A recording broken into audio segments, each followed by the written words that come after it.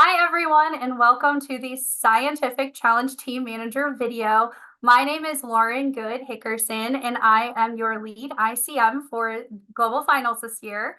The purpose of this video is just to review a couple of challenge-specific things and remind you guys to check out the Team Manager letter at globalfinals.org.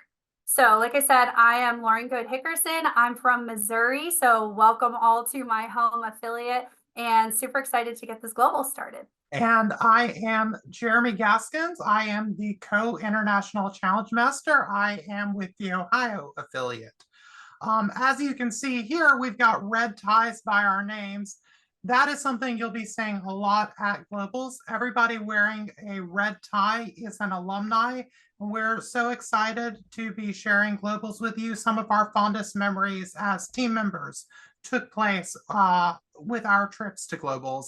And so we're very excited for you and your teams to get to experience that as well. So we're going to have 3 challenge sites this year for the scientific challenge. We've got an elementary challenge site that is going to be located at 3501H in the Kansas City Convention Center, the KCCC.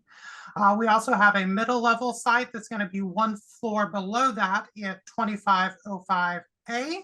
And we have a secondary and university level site at 2505B. And we've got 3 excellent head appraisers who are going to be running those 3 sites. Doug Crail, who's from Ohio, is going to be our head appraiser at the elementary level. Scott Goldberg, who is from Ohio, also is going to be our head appraiser at middle. And Sunny Chowdhury, who is from Maryland, is our head appraiser at the secondary level. Again, all 3 of those are alumni. They've been in the exact shoes that your teams are going to be. They know what your teams are dealing with, and they are very excited to be volunteering and running the sites this year. Okay, so let's get started with some of our site flows. This is for the elementary level. I want to point out again, Jeremy did say that this is on the 3500 level. That means it's separate from the other 2. So elementary, don't be surprised by that. You're kind of by yourselves, and that's okay, scientifically speaking. So as you can see with the number 1, that is where you're coming in from prop storage, the big prop storage with the booths. You're going to walk along. The pre-prep appraiser is going to help you guys. So don't worry. Don't feel like you have to memorize this or anything. That is what the pre-prep appraiser is for. So if you kind of follow the arrows to the second level, that is elementary pre-prep. After that, you're going to move down the hallway with the pre-prep to elementary prep. At that point, the pre-prep will say goodbye, and you will get to meet your prep appraiser, and they will take you through all of that before performing information that they need to go over with you. Then there's a fancy looking door. You go through it, you perform, and you're amazing because you made it to global finals. After your performance, don't forget that appraisers are going to ask questions, so that way you can brag about your stuff. When you're done, you're going to go to number 5, which is kind of where you started-ish, and that's where you're going to drop your props. I won't get too much into the instant challenge side of things, but then after you drop your props, you'll go to number 6, which is the instant challenge prep, and then number 7, which is your instant challenge. So that is the basic site flow for elementary. And here is middle level. So again, important to remember, this is going to be 1 floor below that on the second level. So prop storage is on the 3rd floor. So you'll go down either 1 set of elevators, or if you've got small props, you can use the escalators. And so you'll go from 1 down 1 floor to this area. And so then you're going to be traveling along to number 2 on this. That's going to be our pre-prep area. So you'll look for the pre-prep appraiser. The pre-prep appraiser will be looking for you. You guys will meet up and get ready when it is then time to go into the prep area about 20 minutes before your scheduled presentation time. So there's going to be a little service hallway that you'll go through. That's where you'll meet with our prep appraiser at point 3 after you've gone through all your paperwork, all of those things. They'll take you into the room at number 4 where you'll do your presentation, wow all of the appraisers and the audience with all of your hard work. After you're done talking with the appraisers, Then you will exit the room out to and carry your stuff to a designated prop drop area number 5, meet up with the instant challenge prep appraiser at number 6, and then knock out your instant challenge over at number 7. Okay, and then finally, the secondary university level site flow. This is a teeny bit different than the other two in that you are going to have to move floors when you go to Instant Challenge. But all of this, again, there are going to be so many people helping your teams out. They understand that you need information. We are here for that, and we are here for you guys. So anyone that has a volunteer shirt on is going to be more than happy to help your teams out, I guarantee.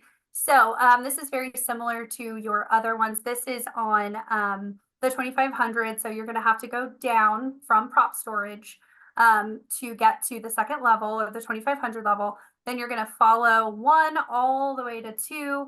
And that's where you pre-prep, but don't worry, you'll have someone to help you find it. No worries. Then you've got a little bit of a motion to our prep appraiser. And then that door will connect to your performance site. It will be lovely and great. And then you're going to exit to spot number 5 for your prop drop. Now, if you look at the map that we have on here, if you're going from 5, you can see that there's an arrow to the escalators. So you are going to take the escalators down to your instant challenge prep and your instant challenge, okay? You can use the stairs, elevators, escalators, whatever you need accessibility wise. And then that person there will be someone with you taking you to instant challenge prep and then taking you to instant challenge itself. So a few other comments while we're talking about moving props and moving things. One thing that you want to keep in mind, as the rules of the road state, anybody can help you move, unload, uncrate, move the scenery and props to and from the tournament sites, to the launch area, to pre-prep, to prep, in and out of prop storage. But remember what the point in 6E2, only members of your team may assemble, prepare, repair props, direct your presentation, decide how to stage your presentation, decide on all other aspects of your challenge solution. If anybody is helping in those aspects, it's interference. And so we take interference very seriously. We want to make sure that the teams are doing the work that we're accrediting them for. And so, as teams are moving props along, we want and we love for adults to be helping move things so that things go smoothly. But it's really important that the teams are the ones directing where it's going to go, especially when teams are moving into the launch area before their presentation. Okay, so in the team manager letter, we have this written out, but we just wanted to spend a little bit of time talking about the overlooked challenge requirements. So the first thing is the finding should be about a common belief about human behavior and or history, right? How is that defined? It's defined by your team, but the finding has to correlate with those items, okay? The second point that we have is the place where the artifacts are discovered must contribute to the finding. So not just the artifact, but the place where the artifact was discovered. 2 other things that we want to point out. So remember that with respect to the archaeological investigation, right, only the test and or methods from the analysis category that the team chooses from table 1 are considered part of the archaeological investigation for scoring in section 4B. And so when you're describing your archaeological investigation on the tournament data form, particularly for question 4, please make sure that you're only including those tests and methods that are listed in question 3.